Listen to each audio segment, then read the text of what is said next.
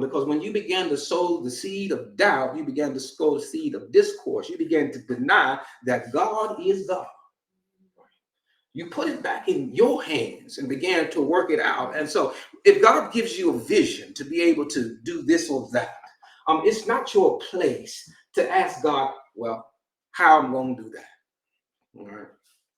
How is it going to take place? If God gave you the vision, Noah, to build the boat, to build the ark, he would supply you with the tools and the resources to be able to fulfill whatever that request is on time. And it would be what it was supposed to be, to save whom it's supposed to be. It's not our responsibility to doubt what God has said or called us into. So if doubting is one of your issues, that's a part of your misalignment. If every time God calls me into something, I'm beginning to question, how do I do this? Or why should I do this? Or when will I do this? Or is it really for me? Or well, it's not working as fast as I hoped it to be. I began to undo what God has created or fashioned and for me. But when we have a spirit of thanksgiving, right, and it's genuine, my body aligns with the expressions of my mouth.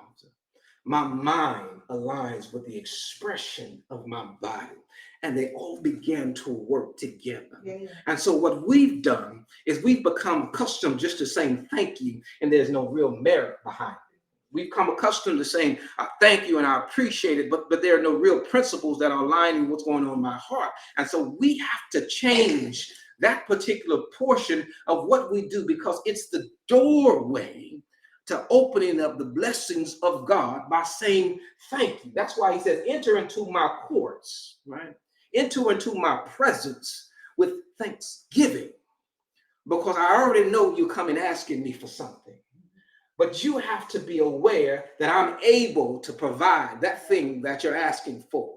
So thanksgiving has been used when there's a transaction from something natural to something tangible into your hands. He says that you have to have that same level of thanksgiving when it hadn't been put in your hands.